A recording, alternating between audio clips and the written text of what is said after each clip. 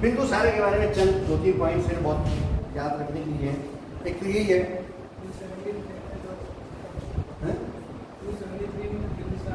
खत्म हो गया। हाँ, तो मैं जब मैं कह रहा हूँ 298 से 273 तक, तो इसका अर्थ ये हुआ कि 298 में उसने आरंभ किया था और 273 में उसने समाप्त कर दिया। मतलब बना उसका चंद्रगुप्त मौर्य जैन धर्म से स्वीकार किया था, अशोक बुद्ध धर्म स्वीकार किया था, बिंदुसार ब्राह्मण, उसको क्या था, यस, ब्राह्मण धर्म का अनुयायी था बिंदुसार। ये इसके बारे में तीनों के 3 अलग अलग सेक्ट थे, तीनों शासकों के। चंद्रगुप्त, इसके बिंदुसारा के 2-3 नाम और हैं, उनको भी आप लिखिए। अमित्रघात, अमित्रघात, ऐसे अमित्रघात का मतलब होता है दुश्मनों को डिस्ट्रॉय करने वाला, दुश्मनों को डिस्ट्रॉय करने वाला। यूनानी लेखों में उसको अमित्र केटे कहते हैं। यूनानी लेख उसको क्या कहते हैं, अमित्र केटे, अमित्र केटे कहते हैं। यूनानी जो लेख है उसको मानते हैं।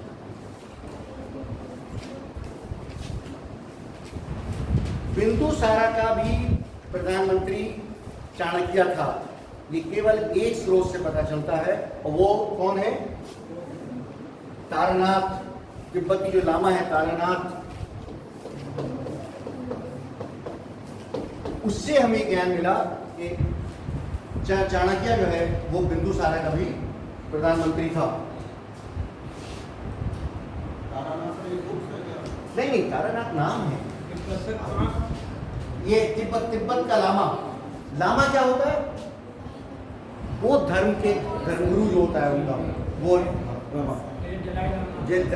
एक लामा था, इस वक्त दलाई लामा, ये दलाई लामा का एक्चुअली टाइटल है। तो तारानाथ जो है उससे हमें पता चलता है कि बिंदुसार, वही चाणक्य ने चंद्रगुप्त मौर्य और उसके बाद बिंदुसार की भी उसने सेवा की थी। इसके शासनकाल की कुछ महत्वपूर्ण घटना है कि जैसे सिकंदर के बाद सेल्यूकस, पता ना क्या सेल्यूकस, अब सेल्यूकस के बाद जो है वो आया है एंटियोकस।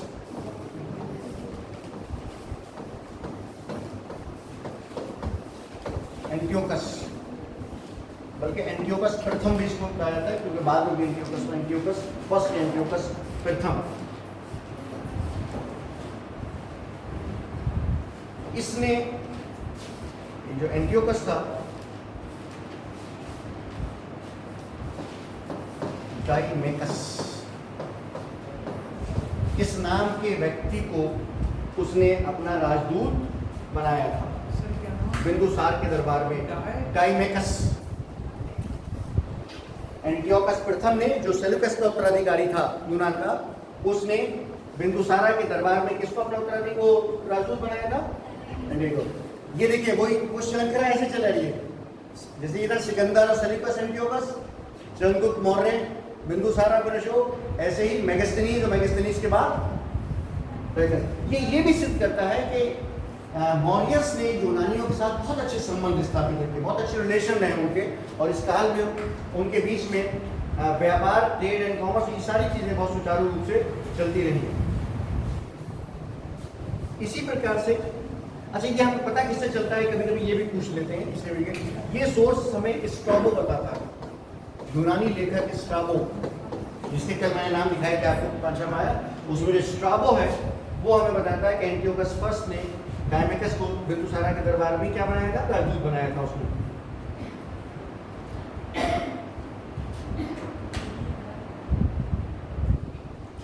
इसी प्रकार से एक नाम आता है डायनोसिस, डायनोसिस, डायग्नोसिस नहीं है, डायग्नोसिस, डायनोसिस। ये मिस्र के राजा का राजदूत था। किसके? मिस्र के राजा का। मिस्र का राजा था, उसका नाम भी इतिहास की सारी पुस्तकों में मिलता है, टालमी सेकंड, टालमी सेकंड, या टॉलमी सेकंड भी उसको लिखते हैं कुछ लोग, प्रोसीड उसको टालमी किया जाता है, टॉलमी सेकंड।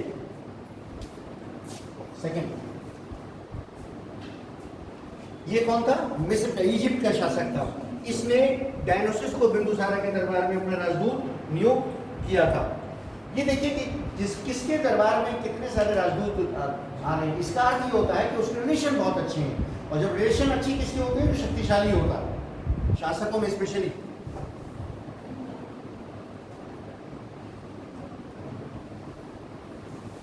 बिंदुसारा ने, चंद्रगुप्त मौर्य नाम कहते हैं, लेकिन बिंदुसारा ने कहता है कि उसने हर प्रांत में राजकुमारों को नियुक्त किया और उसने वो उपराजा की उपाधि दी थी। उपराजा,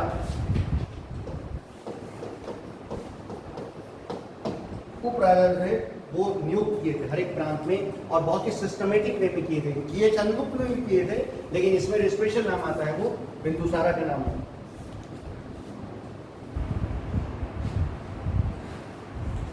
एडमिनिस्ट्रेशन में सारी चीजें पढ़ चुके हैं। महामात्र, ये मैंने बताया था आपको कल, क्या क्या क्या होते हैं, ये भी प्रशासनिक अधिकारी होते हैं। ये जनरल शब्द है, ये क्या है, जनरल शब्द। कल जो बताए थे बहुत से, वो क्या थे, वो टर्म्स थी जो उन पदाधिकारियों के लिए प्रयोग की जाती थी, ठीक है। और महामात्र क्या है, कि जनरल है, जैसे हम जनरली कहते हैं ना, मिनिस्टर है, मिनिस्टर साहब आए, इनको मिनिस्टर हो गया।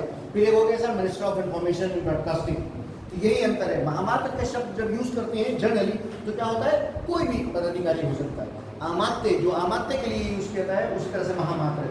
केवल फर्क यह है कि काल काल का फर्क होता है। इस काल में हम देखते हैं कि आमात्य के साथ महामात्र के शब्द जो है वो प्रयोग किया जा रहा है। जनरली ये होते थे, लेकिन ये सब कौन होते थे, एडमिनिस्ट्रेटिव ऑफिसर होते थे, जो शासन व्यवस्था देखते थे। महामात्र और आमात्य,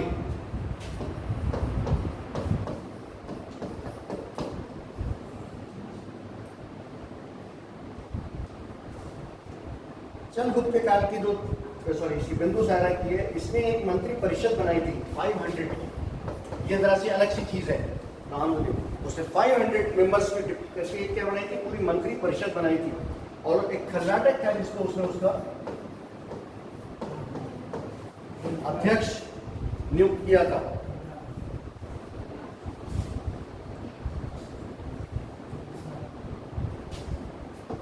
तो वह कर्नाटक जो है, ये एक बार इसमें यूपी पीसीएस में और एक बार इससे पहले भी इसका नाम पूछा गया।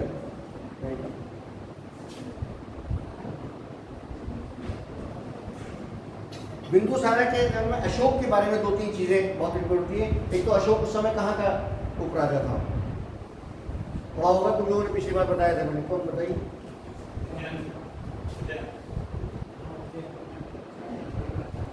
अवंती, उसकी राजधानी अलग है, दो में क्या,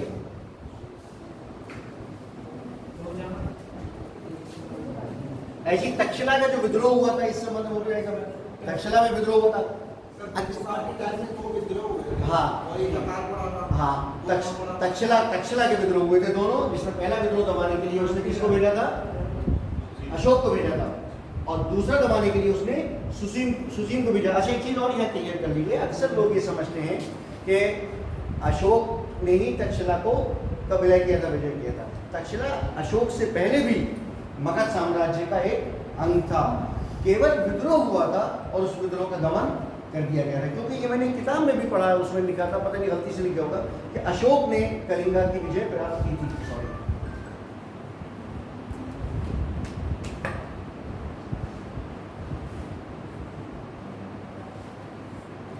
सर मैं क्लास में,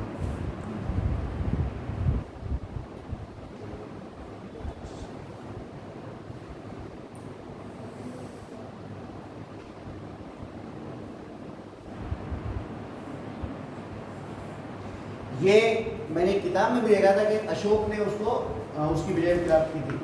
अशोक ने तक्षशिला की विजय प्राप्त, या तक्षशिला जो है उससे पहले भी इसका पार्ट बन गया था, ऐसा नहीं है कि उसका पार्ट बाद में बना। अच्छा, ये भी बहुत मशहूर है, आप सब जानते हैं कि सीरिया के राजा ने कुछ मांगा था यहाँ से, सीरिया के राजा से कुछ मांगा था ना, हाँ क्या,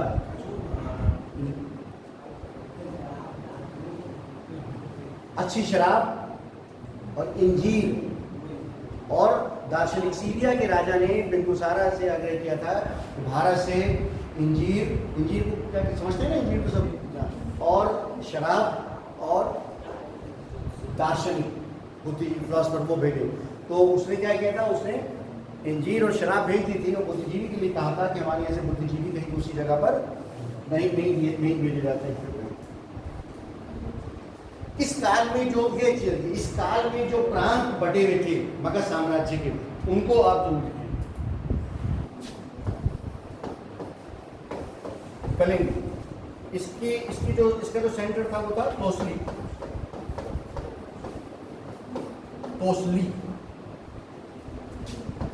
अवंती, ये तो सब बात हो ही रही है।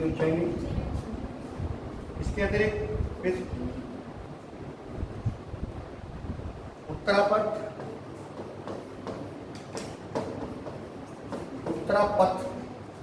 इसकी तक्षशिला,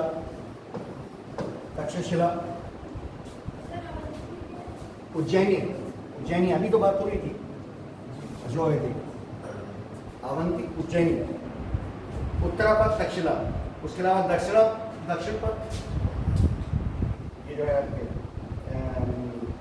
साउदर्न पोर्शन जो है पूरा स्वर्णगिरी,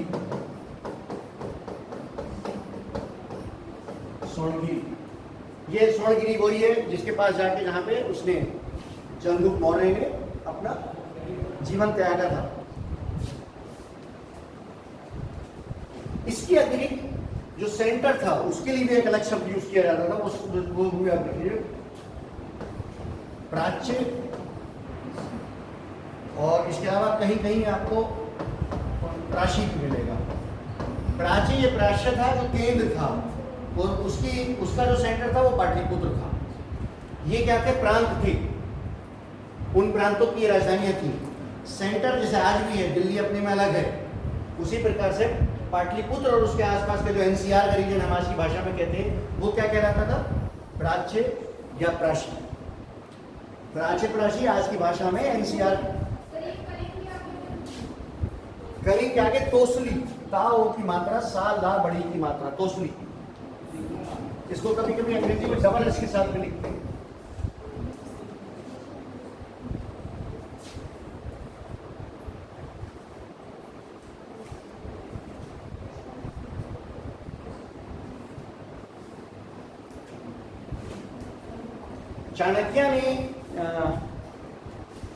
चाणक्य ने बनाया था, इसके काल में भी था। उसने इसके काल में जो साम्राज्य है उसके 7 पार्ट्स, ऑर्गन्स बताए हैं उसने। चाणक्य ने क्या कहा है उसने कि उसमें किसी भी एम्पायर के लिए जो उसके ऑर्गन्स होते हैं वो 7 ऑर्गन्स है, 7 ऑर्गन्स। बिंदुसारा के काल में आप देखिए चाणक्य चला रहा है, वो अपना एडमिनिस्ट्रेटिव और अपनी सारी स्किल लगाए हुए है। बिंदुसारा के काल में आने के बाद उसने ये कौटिल्य में, उसमें क्या नाम है इसकी किताब का, अर्थशास्त्र में लिखा है कि जब साम्राज्य शक्तिशाली होता है तो उसके 7 ऑर्गन्स हैं, उनके बगैर, किसी भी ऑर्गन के बगैर वो कोई साम्राज्य शक्तिशाली नहीं हो सकता। वो ऑर्गन्स क्या हैं? सम्राट, फिर वही अमात्य या महामात्र जिसके लिए शब्द पूछते हैं। देखिए इनको मैं अभी थोड़ा सा क्लियर भी कर दूंगा। जनपद, तो फोर्स, कोश, बल और मित्र।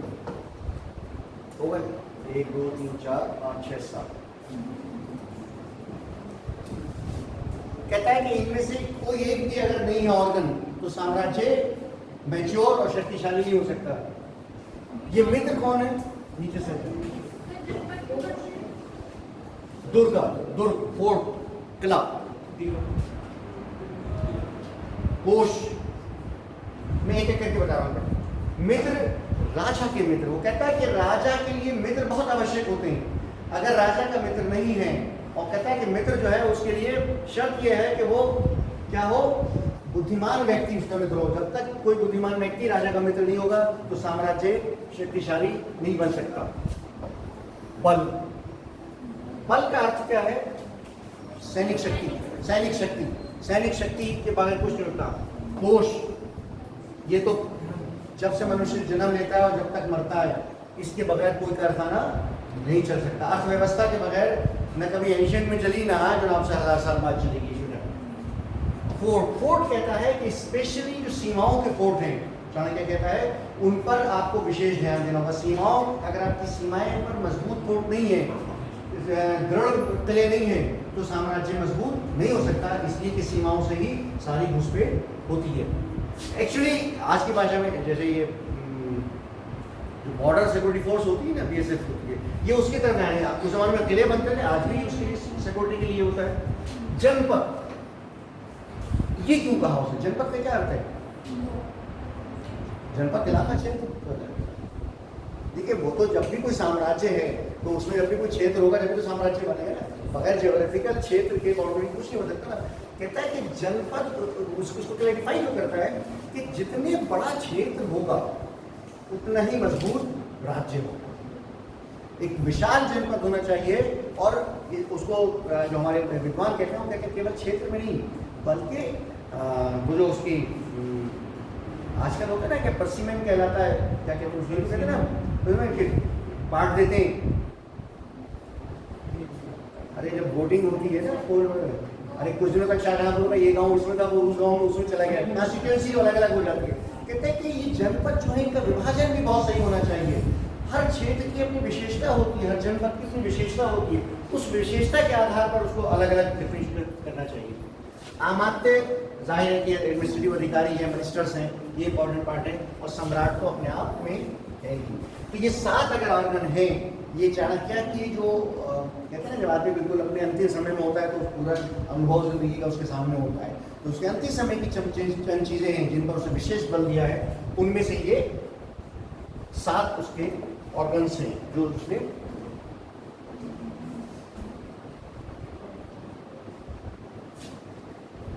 इसके अलावा चाणक्य से रिलेटेड 2-4 चीजें और इंपॉर्टेंट, वो भी आप लिख लीजिए।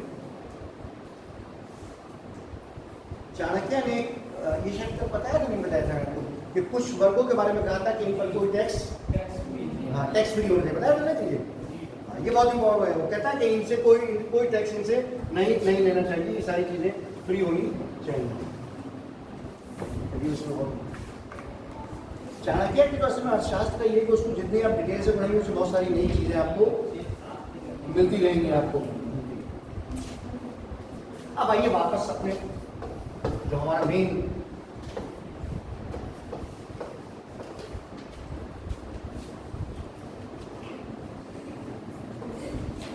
ये जो असल डेट है, ये डेट बड़ी जरा सी कंफ्यूजिंग है।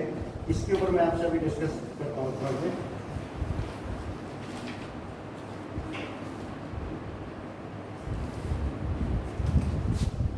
ये क्या हुआ, अशोक का जो शासनकाल आरंभ होता है वो 273 और 269 दोनों मिलता है।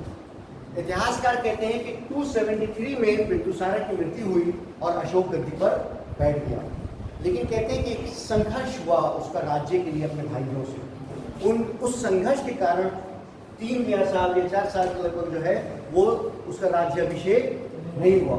और इसी को जो बौद्ध ग्रंथ हैं, जो बौद्ध स्रोत हैं, वो कहते हैं कि उसने अपने 99 भाइयों का वध किया था, जिसको आधुनिक काल में नहीं मानते, लेकिन ये सब एक्सेप्ट करते हैं कि एक संघर्ष आवश्यक हुआ था। इसी वजह से राज्याभिषेक में देरी हुई। और 99 की बात इसलिए गलत मानते हैं कि अशोक के काल में भी हम विभिन्न स्रोतों में उसके कुछ भाइयों को जीवित पाते हैं। तो इट मीन्स के 99 भाई नहीं, लेकिन एक संघर्ष हुआ था जिसमें वैसे भी ये कई बार बात हो चुकी है कि एंशिएंट हो या मिडिवल पीरियड हो कि सत्ता प्राप्ति के लिए 2-4 वक्त तो ये ही जाते हैं, उसके बगैर सत्ता प्राप्त नहीं होती है। तो उसका अपने भाइयों से और स्पेशली राज्याभिषेक जो कारण है कि जिस वजह से राज्याभिषेक नहीं हुआ उसकी वजह से ये देखी। लेकिन एक और इसमें अभी एक थ्योरी आई है कुछ दिन पहले, कुछ दिन का मतलब है अभी 10-20 साल पहले, कि वो कहते हैं कि राज्याभिषेक इसलिए नहीं हुआ कि उसका भाइयों से संघर्ष होगा, बल्कि इसलिए हुआ, वो मुझे नहीं पढ़ने को मिला कि आप लोग ज़्यादा जानते होंगे, श्री कृष्ण ने या कहीं में है कि राजा के लिए वो एक आइडियल एज बताता है कि उससे पहले राज्याभिषेक नहीं हो सकता। तो कहते हैं कि अशोक की आयु नहीं हुई थी कि राज्याभिषेक होता, इसलिए उसको 4 साल वेट करना पड़ा। ये एक नई थ्योरी है, लेकिन इसको अभी बहुत मान्यता नहीं है। मान्यता यही है कि एक संघर्ष हुआ था और संघर्ष की वजह से ये सारा डिले हुआ था। अशोक के जो हमने इससे पहले स्रोत पढ़े हैं वो बहुत सारे स्रोत हैं, मैंने आपको उसके शिलालेख अभिलेख बताऊंगा उनके बारे में। उसके अलावा भी एक दो चीज़ें जो अशोक की हिस्ट्री के लिए हमारे लिए इम्पोर्टेंट है, जैसे बुद्ध धर्म के पाठ पढ़ेंगे हम इसमें, महायाना, हीनायाना, वज्रयाना, ये सब उसके पाठ है। तो इसमें जो महायाना धर्म है उसके दो ग्रंथ हैं जो उसके स्रोत को हैं, दिव्यादान।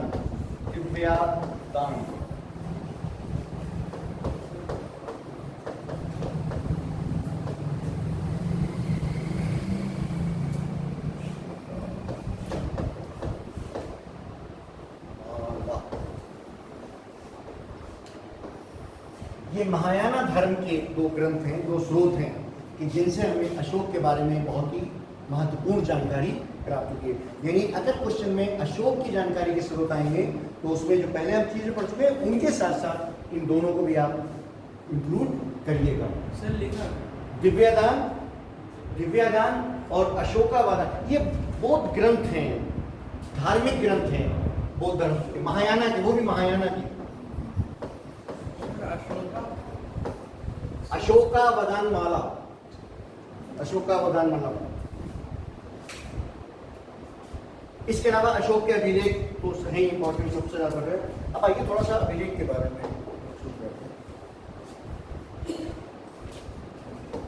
1750 में सबसे पहले स्टीफन थिलेर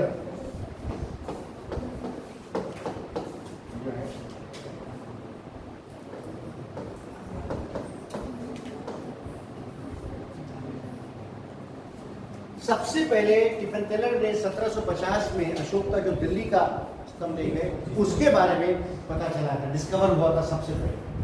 आप देखिए कि फिरोज तुगलक उसे उन स्तंभों को लेकर दिल्ली पहुंचा था, लेकिन उसे ये नहीं पता था क्या है, लेकिन उसे लगा कि है कोई इंपॉर्टेंट चीज़ ये। और बड़े उस काल में वहाँ से ट्रांसफर करना आसान नहीं होता है, कैसे कैसे वो बताते हैं कि उसे लपेटा गया घास में और कहे में ताकि उसको कुछ स्केच ना है, और फिर सैकड़ों मील तक उसको ट्रेवल करा के लाया गया उसमें। लेकिन उसको उसकी इम्पोर्टेंस पर सबसे पहले 1750 में टिफिन टेलर ने इन्होंने इसकी जानकारी दी। और अभी तक का जो अंतिम शिलालेख या अभिलेख हमें प्राप्त हुआ है वो 1950 का, यस, बीडन ने किया था, मास्की का अभिलेख। बीडन महोदय ने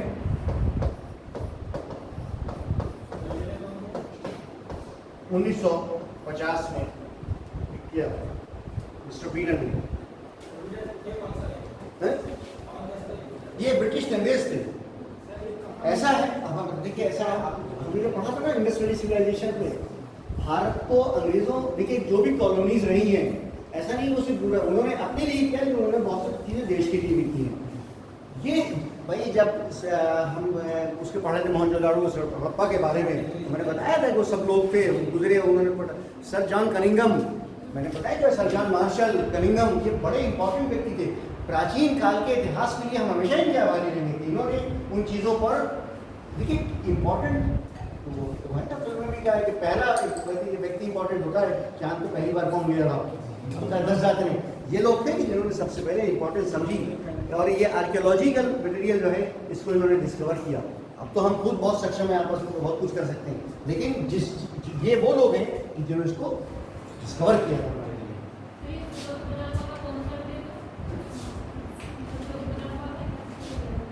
ये मास्की का ऊपर वाला दिल्ली का स्तंभ है।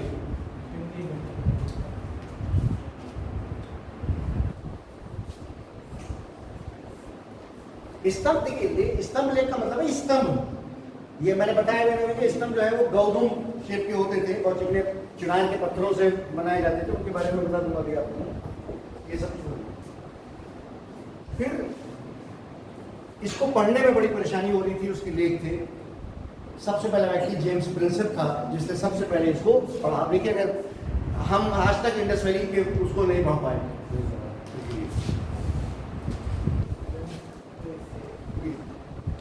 अब आइए थोड़ा सा इसकी जो देखिए, ये जो लेख अभिलेख ये 3 प्रकार के हैं, स्तंभ लेख, शिलालेख, minor rock edict, major rock edict, और इसके अतिरिक्त तान पत्र पर भी बहुत सारे हमें अभिलेख मिले हैं। और इन अभिलेखों पर जो इन्फॉर्मेशन होती थी वो डिफरेंट टाइप्स की होती थी, किस किस टाइप की होती थी।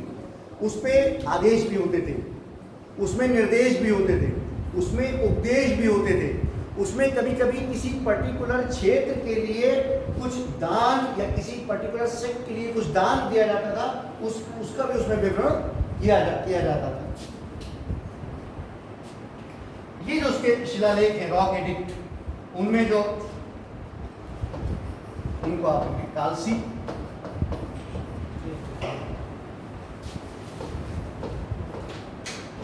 शहबाजगढ़ी,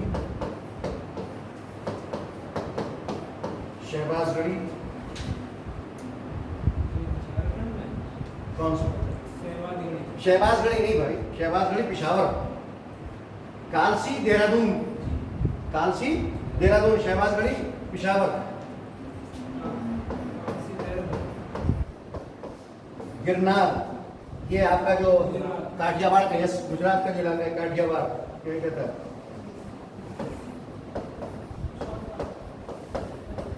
मानसेरा, हजारी जिला, यस।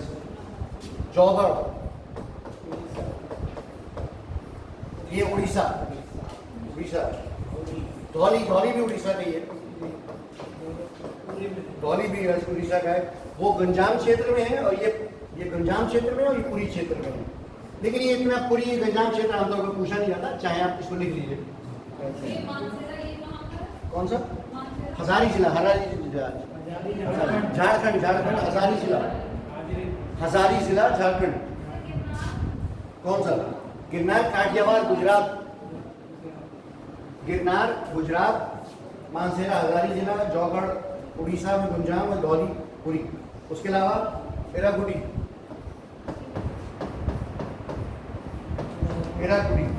ये यस, कुरनूल के जो क्षेत्र है, कुरनूल के आंध्र प्रदेश।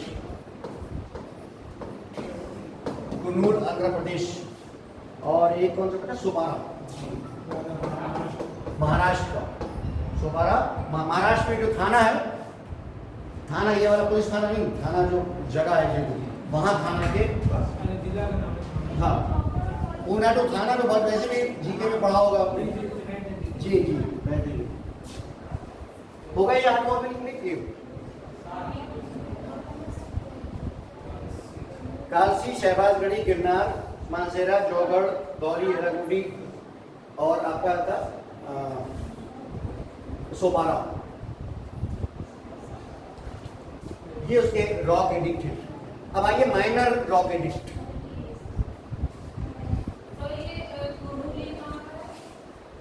आंध्र प्रदेश में है।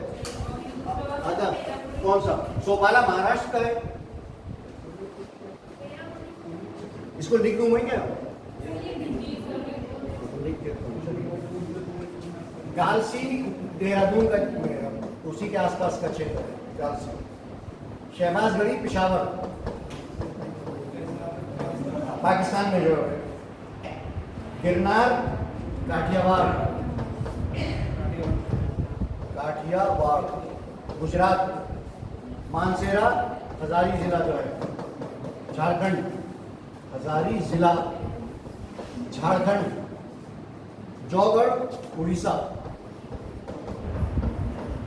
में भी गंजाम क्षेत्र है। अब इतनी डिटेल नहीं पूछेंगे, लेकिन आप चाहें तो लिख सकते हैं गंजाम क्षेत्र। धौली, ये भी उड़ीसा, ये पुरी के क्षेत्र में उड़ीसा।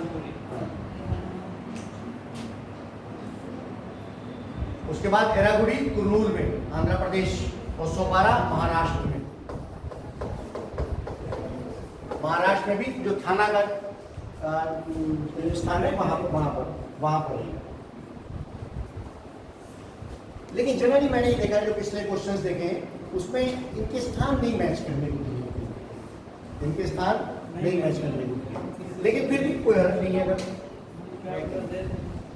क्या पता सकते हैं। हाँ, वो तो मैंने कहा ना, वो तो कुछ सीमा नहीं है, उसका तो कोई भी कुछ नहीं कर सकता।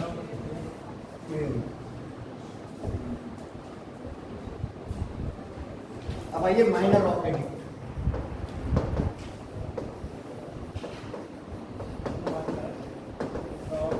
माइनर रॉक एडिक्ट या लघु शिलालेख है।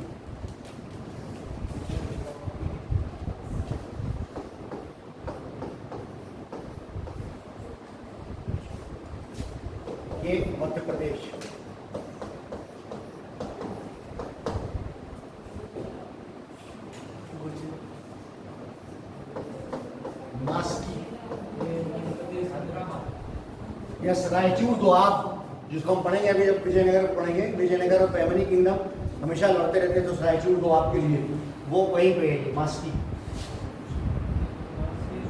हैदराबाद लिख लीजिए, तेलंगाना, आज के ज़माने में तेलंगाना, हैदराबाद, हैदराबाद में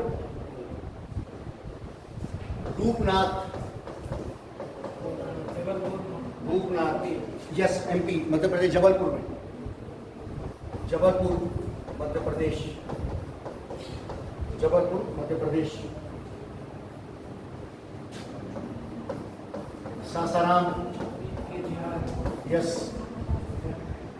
ये बिहार का जो है शाहबाद का जो क्षेत्र, ये वाला शाहबाद नहीं, हमारा बिहार का जो है वहाँ पर रही सासाराम। हाँ यस, शेरशाह सूरी का जहाँ पर वो है। उसका नाम अभी नहीं याद रहा मुझे, वो आर्किटेक्ट बहुत बड़ा हुआ है, उसने लिखा है कि सासाराम में जो शेरशाह का जो टॉम्ब है ये बड़ा सिंपल है, वरना बड़े बड़े डेकोरेटिव है। उसने कहा कि जैसा शेरशाह का चरित्र था, वो चरित्र उसने अपने टॉम्ब में, अपनी समाधि में उसने उसको ही, ये क्वेश्चन पूछा गया बाकायदा पीसीएस में,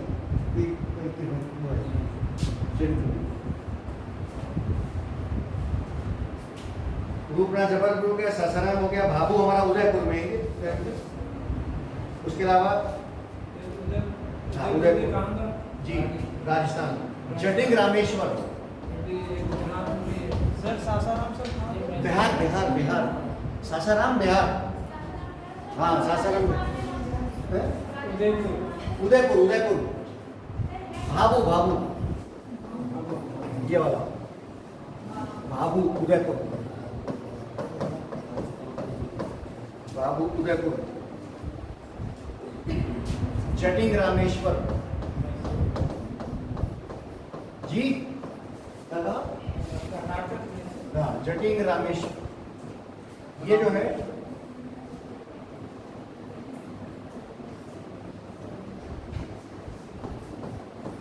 जो वो है कौन सी हिल्स है, ब्रह्मगिरी जो हिल्स है, पहाड़ियाँ, ब्रह्मगिरी पहाड़ियों के पास है।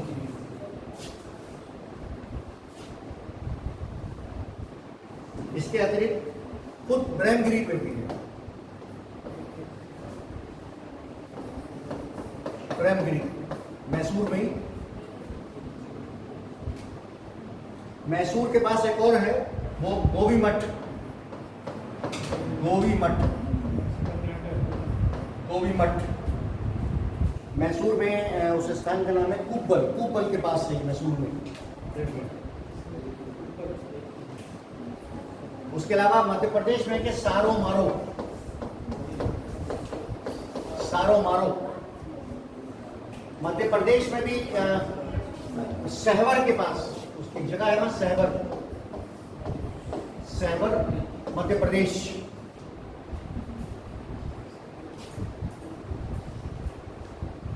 वहीं करनूल आंध्र प्रदेश में माइनर भी मिला है, उसका नाम है रजलू मंडगिरी, रजलू मंडगिरी। करनूल में रजुल मंडगिरी, उसको मैंने अपने पास नहीं लिखा है सर, बोलते सर सारो रजुल मंडगिरी, रजुल मंडगिरी, सर बोलते सर लिखा सर सासाराम, सर वो क्या सर लिखा है सर, सारो मारो क्या है, सेवर, सेवर, सेवर,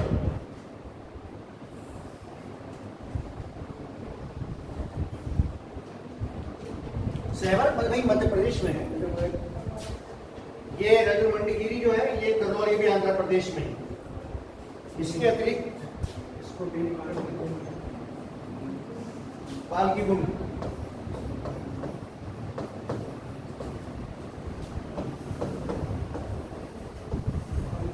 पालकी गुंड,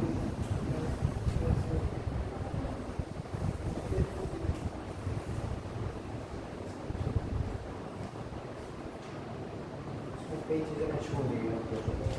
एक इसमें और है, उसको भी आप लिखिए, अहरौरा, अहरौरा है ना, अहरौरा, अहरौरा, अहरौरा, यस मिर्जापुर में, अहरौरा, मिर्जापुर उत्तर प्रदेश। ऐसी नेटूर है, नेटूर, ये भी मैसूर के पास है, ये भी मैसूर के पास है। अच्छा, इनकी एक चीज इनके बारे में जरूर और याद रखिए, इनमें जो लिपि यूज की गई है और जो इस भाषा और स्क्रिप्ट दो चीजें होती है ना, एक भाषा होती है, स्क्रिप्ट होती है, वो आप ये शिलालेख जो है वो जनरली प्राकृत भाषा है। क्या है? प्राकृत भाषा है, लेकिन लिपि कौन सी है? ब्राह्मी लिपि।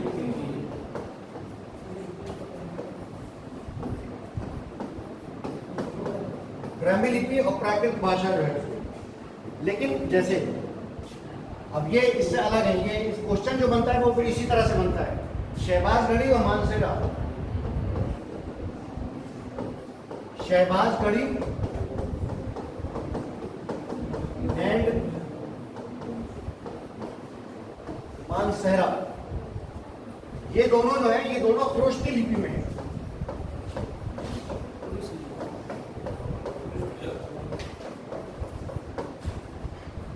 जनरली ब्राह्मी लिपि में, लेकिन जो ब्राह्मी लिपि से अलग है कुछ, वो उसमें शहबाज गढ़ी का और मानसेरा ये दोनों कहे में है? खरोष्टी लिपि में।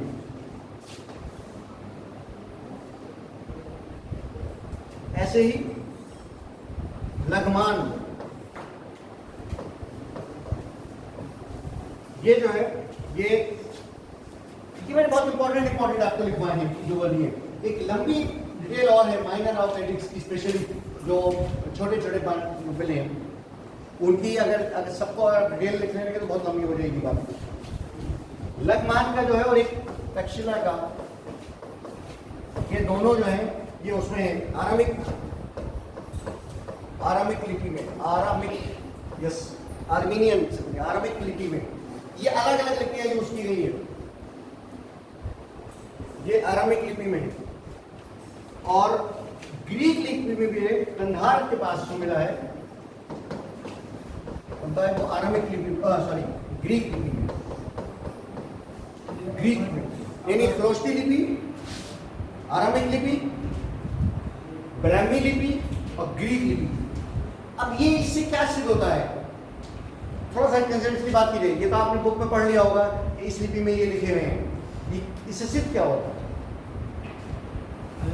अगर आप देखेंगे नहीं, जिस क्षेत्र में लिखे गए हैं उस क्षेत्र में जो प्रचलित थी, जो ज्यादा जिसका चलन था, उसी में लिखा गया।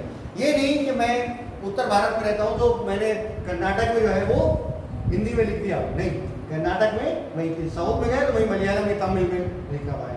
ये इस बात को विकसित करता है कि अशोक इन छोटी छोटी चीजों का भी सारा उसका ध्यान रखा जाता था अशोक की। यानी ये डिफरेंट लिपियां जो है, भाई आज हम कहते हैं कि हिंदी यूज करो, पूरी सब हिंदी यूज करो, लेकिन उसके बावजूद आप देखते हैं कि दूसरी बहुत सारी भाषाएं साथ में चलती हैं। साउथ वाले तो हिंदी यूज ही नहीं करते, बहुत कम यूज करते हैं, उनको सब अपनी भाषा में करते हैं।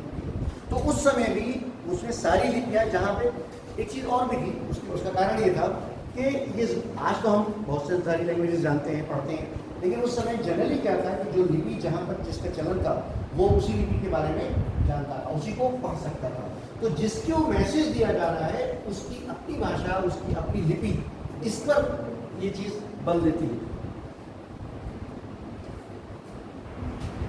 इनकी शैलियां भी कुछ की अलग अलग हैं, जैसे मैं कहूँ, जैसे जो अराकुडी का है शिलालेख, अराकुडी का जो शिलालेख है ये एक शैली कहलाती है। शैली समझते हैं क्या होती है?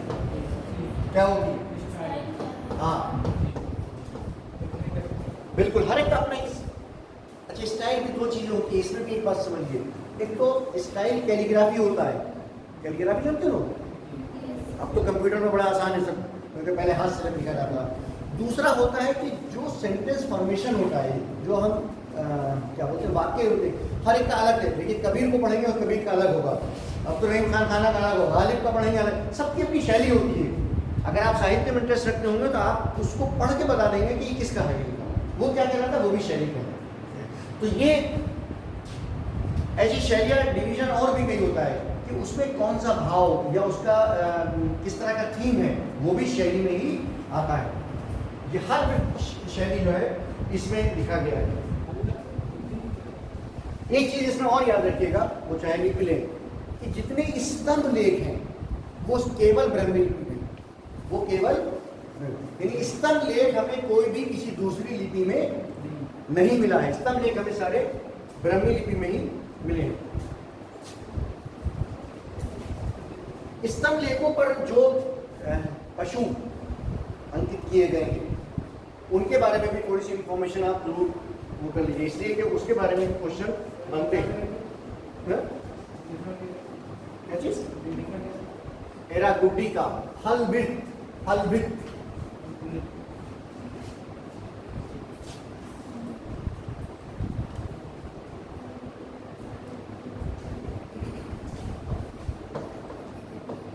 रामपुरवा का जो स्तंभ लेंगे, रामपुरवा का नहीं, रामपुरवा स्तंभ है, उस पे एक सिंह है।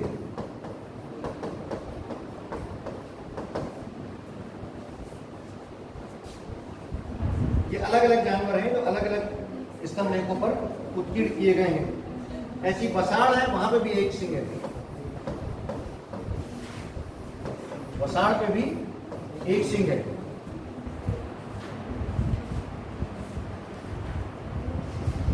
रामपुरवा में एक और मिला है, उस पर एक बैल है, उस पर उत्कीर्ण क्या है? एक बैल। सारनाथ का तो बहुत प्रसिद्ध है, बहुत कुछ बनाता है सारनाथ बड़ा है। उस पे 4 लाइन्स है, 4 सिंह। सारनाथ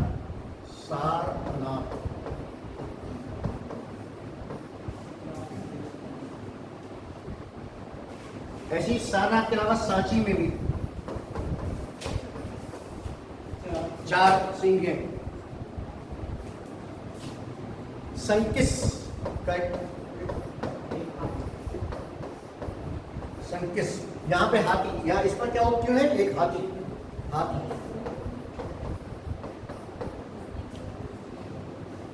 इसके अलावा हाथी एक और धौली है, वहां पे भी हाथी है।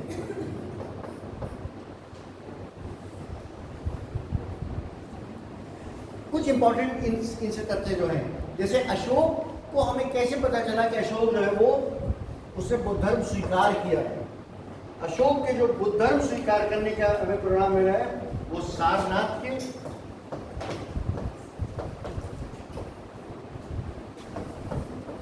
प्रयाग के और सांची का स्तंभ लेख, तो सांची के इन अभिलेखों से अशोक के बुद्ध धर्म स्वीकार करने की हमें इंफॉर्मेशन मिलती है।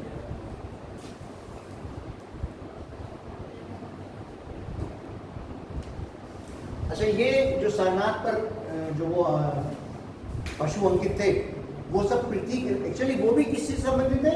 बुद्ध धर्म से संबंधित है। उनके बारे में भी आप चाहें तो, जैसे हाथी जो है वो हाथी किस चीज का प्रतीक है? महात्मा बुद्ध का प्रतीक है, बिल्कुल सही। बैल जो है वो बुद्ध के जन्म को करता है, लेकिन हाथी जो है वो महात्मा बुद्ध से, और बैल जो है वो बुद्ध के जन्म से।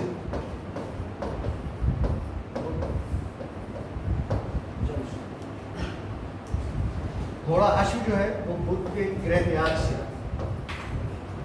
बुद्ध महात्मा बुद्ध के गृह त्याग से।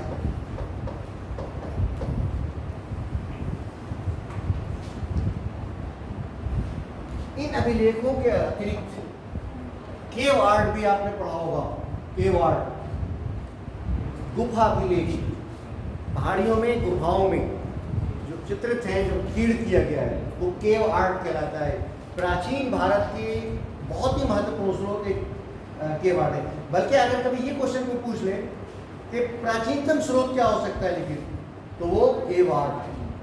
सबसे पहले मनुष्य ने, जो मैंने अभी कहा था कि अपनी बात को कम्युनिकेट करने के लिए क्या किया था?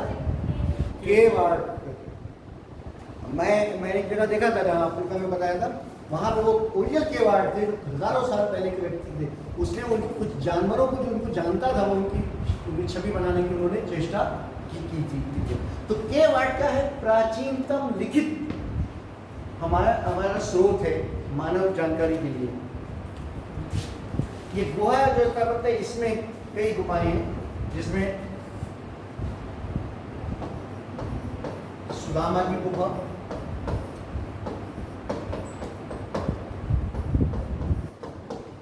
सुदामा की गुफा, ये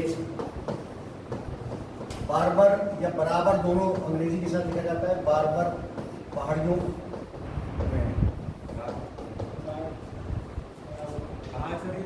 बारबर पहाड़ियों में साउथ।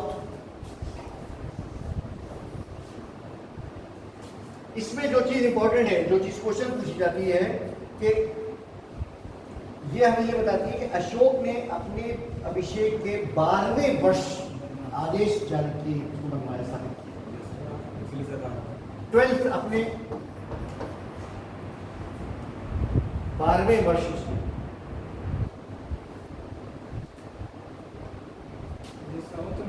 जी, इसी के अतिरिक्त जो है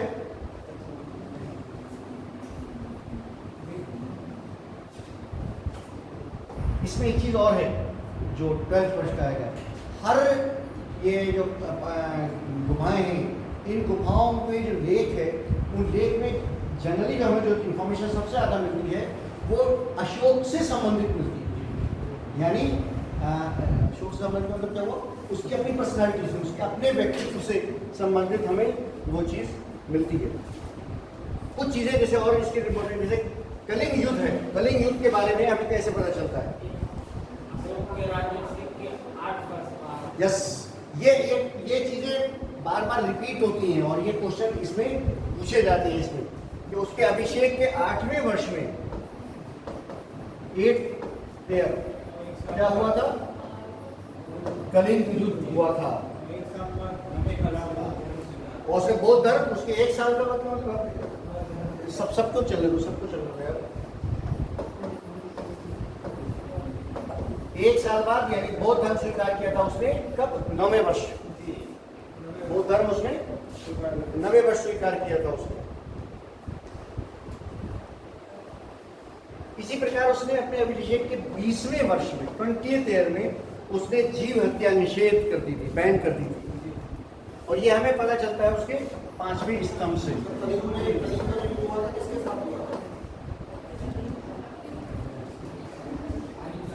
क्या चीज? राजा का नाम मुझे नहीं याद उससे। हाँ, जाहिर बात है, सम्राट का करीबी है, बिल्कुल हम होगा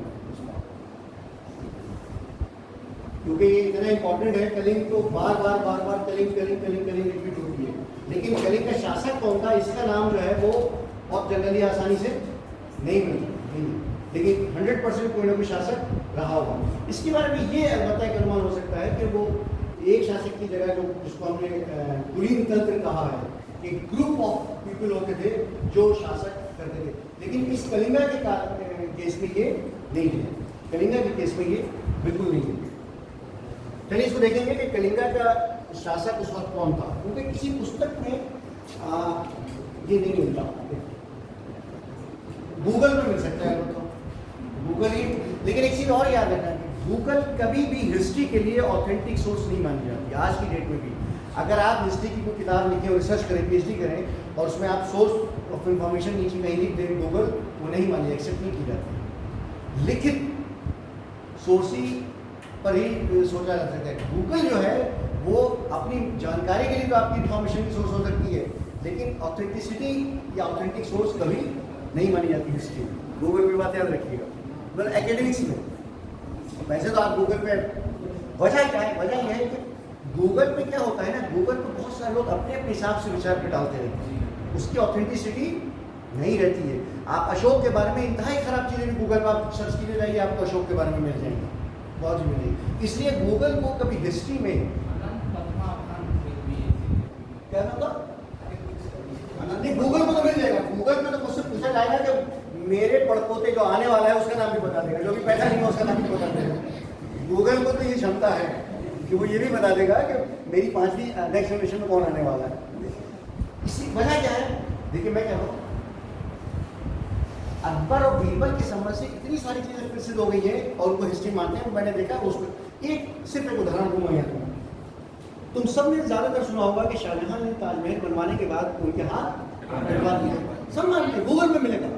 हिस्ट्री में कोई प्रूफ नहीं। जिन्होंने बनाया था वो बाद तक जीवित रहे, सब थे, किसी का हाथ नहीं काटा। कहीं हिस्ट्री में कमजोर से कमजोर स्रोत में भी नहीं मिलेगा आपको। लेकिन सब जानते, मैंने पढ़े लिखे लोगों को मुझसे सुना है कि उसने सब शाहजहां करवाते थे सर, उसने करते नहीं, किसी सोर्स में नहीं है भाई, हिस्ट्री की सोर्स चाहिए ना, किसी सोर्स में, गूगल में मिल जाएगा,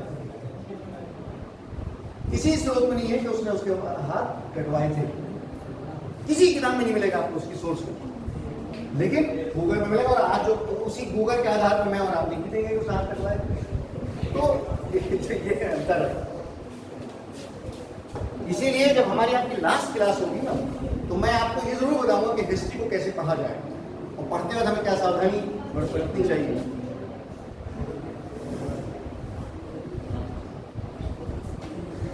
कुछ चीजें और हैं अशोक से रिलेटेड, वो आप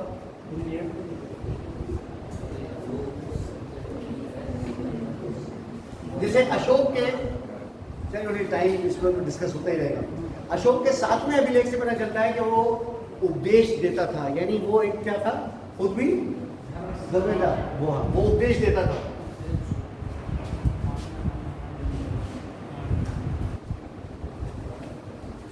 उसके तीसरे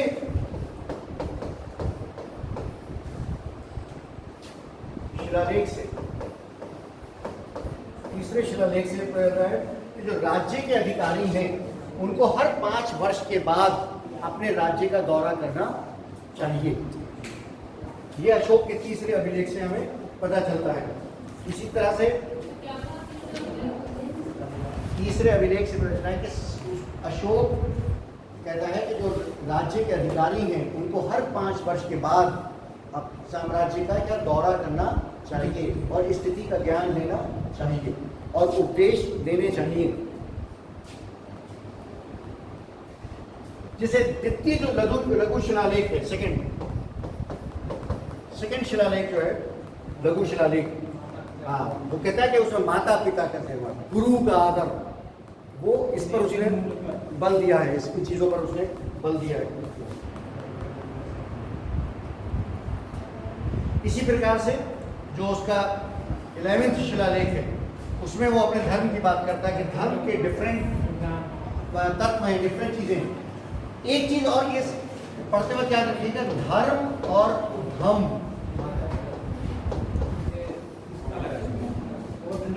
धर्म और धम दोनों का मतलब एक ही है। एक संस्कृत वर्जन है और एक उसका पाली वर्जन है। धम दमा बौद्ध धर्म में जब बौद्ध ग्रंथों में आप पढ़ेंगे, जान पढ़ेंगे तो आप वहाँ उसे धम ही मिलेगा आपको, लेकिन दोनों चीजें एक ही है। इसीलिए अशोक का धम कहलाता है, अशोक का धम कहलाता है जब उसने बुद्ध धर्म स्वीकार कर लिया था। 11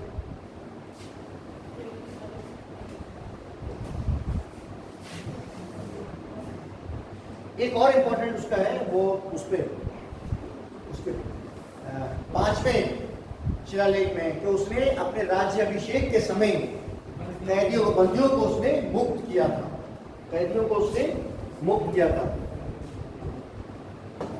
5th स्तंभ लेख जो है, 5th स्तंभ लेख में क्या है, कैदियों को उसने मुक्त किया था अपने राज्य अभिषेक के समय। और जो उसका प्रथम शिलालेख है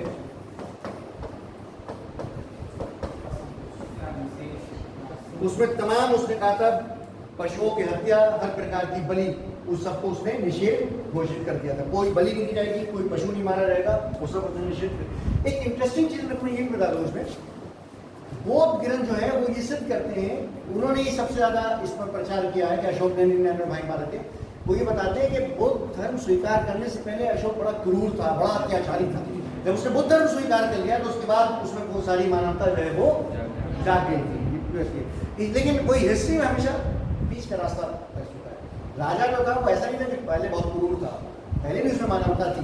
बुद्ध धर्म स्वीकार करने के बाद उसकी दूसरी एक्सट्रीम पर चला गया।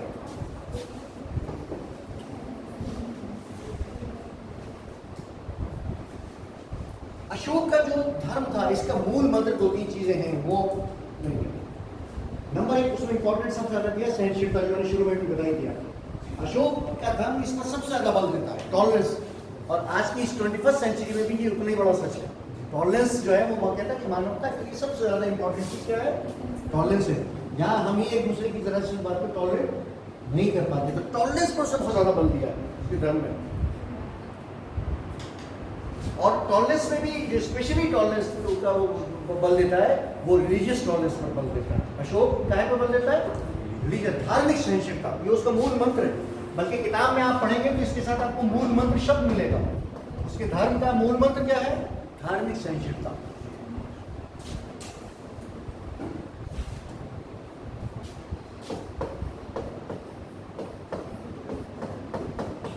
ललित पाटन और श्रीनगर, ऐसी श्रीनगर, इसके बारे में ये कहा जाता है कि ये ललित पाटन नेपाल में, ये दोनों अशोक के निर्माण के लिए बसाए हुए हैं, अशोक द्वारा उसमें। एक चीज और देखो, अभी इस पे याद आएगी कि कलिंगा युद्ध की बात हो रही थी ना, कलिंगा युद्ध की डिटेल कहाँ पे मिलेगी? 13वें शिलालेख में है। ये इसको जरूर याद रखिएगा, 13वें शिलालेख में उसकी सारी डिटेल है।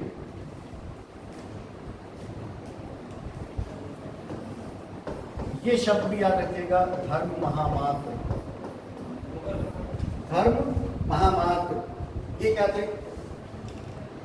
इनके कर्तव्य के बारे में हमारे इतिहासकारों के कई ओपिनियन हैं। कुल मिलाकर उनका सारांश ये है कि ये एक तरफ तो बौद्ध धर्म का प्रचार करने वाले लोग थे, क्या थे? बौद्ध धर्म का प्रचार करने वाले, और दूसरी ओर ये जनता के आचरण के, उसकी उनकी मोरल वैल्यूज के निरीक्षण भी थे। ये पुलिस वाला काम, कौन शराब पी के सड़क पे उत्पात मचा रहा है, कौन सा टहल कर रहा है, तो जनता के आचरण पर निगरानी रखने वाले, सुपरवाइज करने वाले ये धर्म महामात्र होते थे। इनके दो काम स्पेशली थे, धर्म के उपदेश देना, बौद्ध धर्म का प्रचार करना, और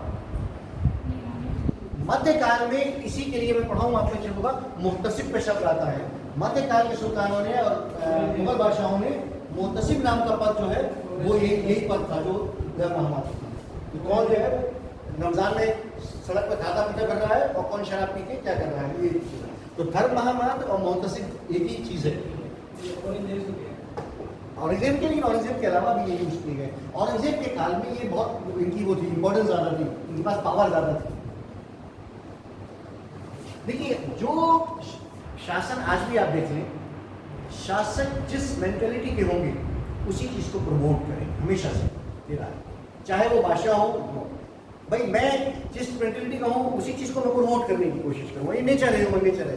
औरंगजेब ज्यादा कट्टर था, ज्यादा धार्मिक कट्टरता थी, तो वो ज्यादा धर्म पर बल देता था। उसमें बहुत सारी गलत चीजें उसने की, जो हम पढ़ेंगे तो उसने किया।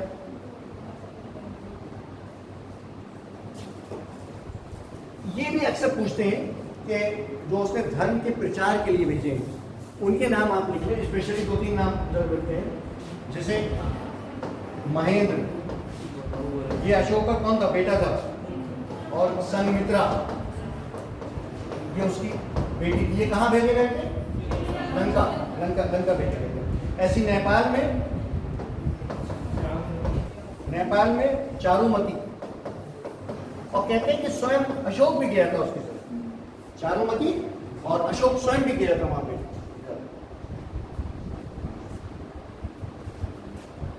एक शब्द इन अभिलेखों में मिलता है, परीक्षा।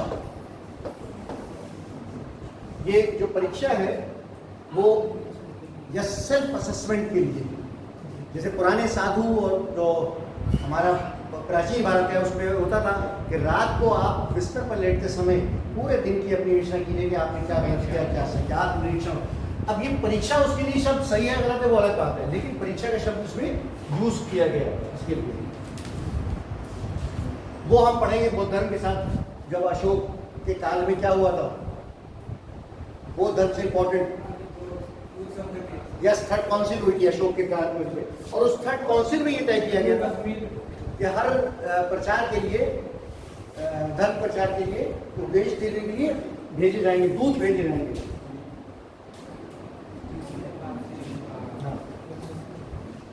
ऐसी ये स्तंभ लेख जो है, और ये आपके ये कहाँ से बनाए गए? कहाँ से? चुनार के निकट जो है वो पहाड़ियों से काट कर बनाए गए।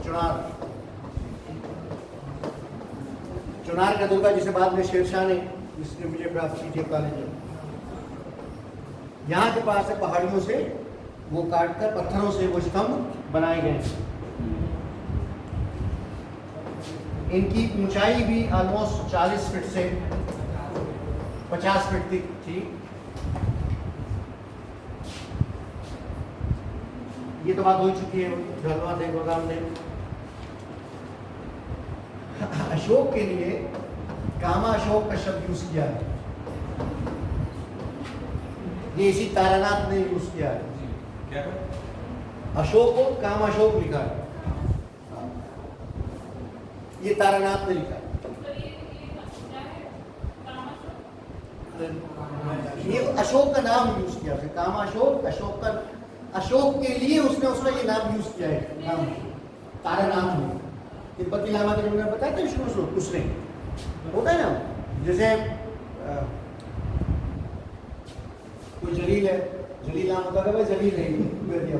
कभी अच्छा करके भी नाम बताते हैं तो कर दिया, कभी बिगाड़ के भी बताते हैं नाम को यूज करते हैं, वो जो आप विचार रखते हैं। तो ये कामाशोक के शब्द उसने यूज किया तारानाथ में। असल में अशोक के शिलालेख और बहुत सारे क्वेश्चन बड़ा डिटेल है। देखिए जो जो इंपॉर्टेंट चीजें हैं, अच्छा इन्हीं से जब आप बुक्स में भी पढ़ें तो ये जो पढ़े इन्हीं से रिलेटेड चीजें और आपस में लिखिएगा, उसमें आपको मिलेगी। इसकी 232 में अशोक की मृत्यु हो गई। इसके फौरन बाद जो राजा बना वो कुणाल था। कहते हैं कि अशोक के साथ ही इस वंश का भी डाउनफॉल हो गया। डाउनफॉल के पतन के कई कारण हैं, जिसमें 3-4 मोटे मोटे इंपॉर्टेंट। नंबर 1, अयोग्य उत्तराधिकारी। अशोक के बाद देखिए बाप ने बहुत बड़ी फैक्ट्री बना दी, लेकिन बेटे में उतनी योग्यता नहीं थी कि उस फैक्ट्री को संभाल पाता, उसे ठप कर दी, पूरी चला दी। तो जरूरी नहीं कि अशोक या चंद्रगुप्त मौर्य या बिंदुसार जितने योग्य थे उनके पुत्र भी उतने योग्य सिद्ध होते। तो अशोक के बाद जो गद्दी पर बैठे उनमें से कोई भी अपने आप को इस साम्राज्य को चलाने के लिए सिद्ध नहीं कर सका, इतने योग्य सिद्ध नहीं कर सका। तो उनकी अयोग्यता जो थी वो एक बड़ा कारण बनी।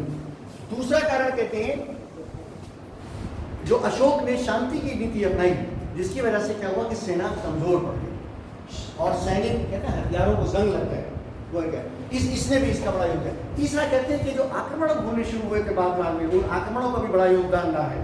चौथा एक कारण बताते हैं कि अंदर से बहुत सारे रिवोल्ट हुए। पांचवा कारण बताते हैं कि वो ब्राह्मण जो थे वो उसके विरुद्ध थे, क्योंकि ब्राह्मण इसने क्या किया था, बलि पशु ये सब उसने समाप्त कर दिया था, बौद्ध धर्म को गया था। तो जो ब्राह्मणवादी थे, ब्राह्मणिज्म था, वो उन्होंने भी इसका विरोध, इसके विरोधी हो गए थे, उनका भी इसके पतन में इंपॉर्टेंट कारण। तो ये 4-5 कारण हैं जो क्या क्या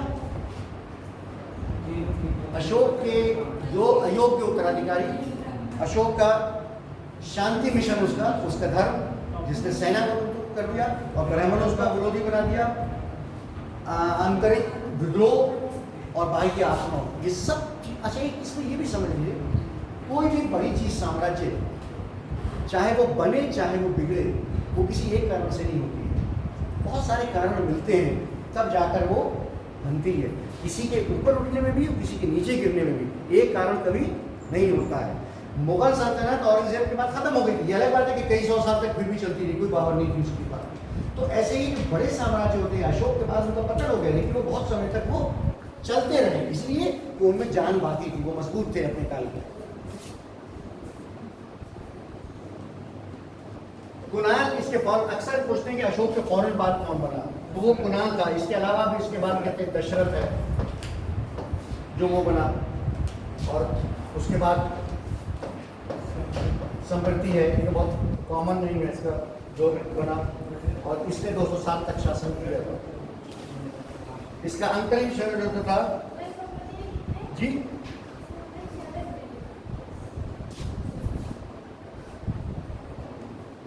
दशरथ बना था 216 में, और फिर उसके बाद 216 में सॉरी मरा था, पता नहीं मरा था, और 207 में ये, और जो अंतिम शासक था वो भरतरथ था। अंतिम को याद रखिए, या उसके फौरन बाद कौन बना था वो याद रखिए, बाकी ये बीच की इतनी कोई इंपॉर्टेंस नहीं है। भरतरथ जिसको 184 बीसी में किसने हत्या की थी उसकी, यस पुष्यमित्र शुंग, वो भी ब्राह्मण था, इसीलिए माना जाता है कि ब्राह्मण उसकी पूरी ब्राह्मण लॉ भी उसके विरुद्ध थी, और उन्होंने ही उसको। अब आप देखिए कि अशोक की मृत्यु कब हुई थी, 273। और 270 184, लगभग 90 साल, लगभग 273 में तो बना था, 269 73 में तो बना था। 232 से और 184 तक कितने साल हुए? 48-50 साल। कितने हुए? 50 साल हो गए। 48, 16 और 32, 48 साल। 48 साल तक साम्राज्य चलता था। क्यों चलता रहा? इसके भी 3 चीजें हैं जो उल्लेख हैं। नंबर 1, इतने बड़े साम्राज्य के विघटन में समय लगता है। दूसरी बात ये कि अशोक के काल तक भी नंद क्या थे? नंद जो थे वो पॉपुलर नहीं थे और अशोक पॉपुलर था, वो जनता का प्रिय था। उसकी प्रियता जो थी, उसकी पॉपुलरिटी थी, उसको बहुत दिनों उसको पे करती रही।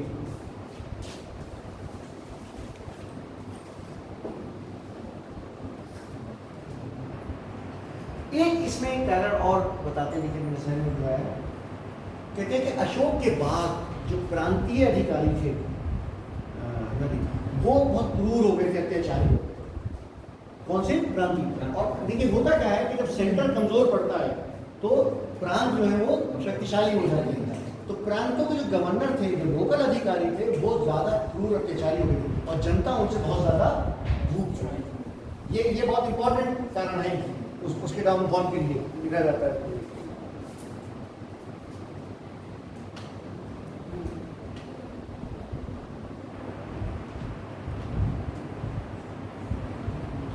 और आप इसमें एक चीज लिख लीजिए, बड़ा इंपॉर्टेंट, जो रूपनाथ का एक लघु शिलालेख है,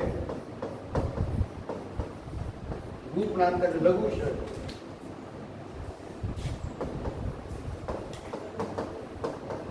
वो भूदेवों को मिथ्य साबित करता है, मिथोलॉजिकल। हाँ, रूपनाथ का ये जो लघु शिलालेख है, माइनर राइटिंग जो है, माइनर ऑफ राइटिंग है, वो कहता है कि ये क्या है? ये फैक्ट नहीं है, ये क्या है? मिथ है। मिथ और फैक्ट समझते ना? हिस्ट्री में हमेशा याद रखो, हिस्ट्री में माइथोलॉजी बड़ी जुड़ी हुई है। माइथोलॉजी बड़ी है, यानी वो कैरेक्टर, वो पात्र जो एक्चुअल में नहीं होते हैं लेकिन एक्चुअल की जगह लेते हैं। जैसे मैं आपको बताऊँ, प्राचीन में तो बहुत सारे मिल जाएंगे। अनारकली जिसे पूरी मुगल आजम बन गई, अनारकली नाम की कोई महिला नहीं थी, कोई नहीं थी। पद्मावती की जो पूरी कहानी है, ये सब मैथोलॉजी है। इसका हिस्टोरिकल कोई इसका प्रूफ कहीं नहीं है।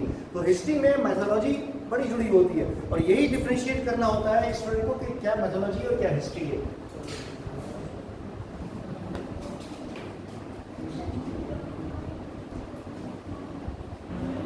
एक इसके लिए आप अशोक के नाम तो सब प्रियदर्शनी और ये सब नाम आपने पढ़े ही होंगे, सब चीजें होंगी। एक और इसमें एक चीज जो है,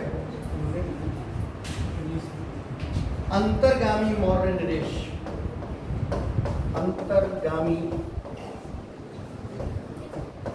मौर्य नरेश,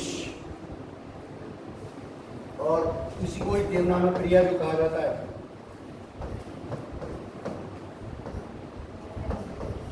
देवों का प्रिय, देवनामा प्रिया, ये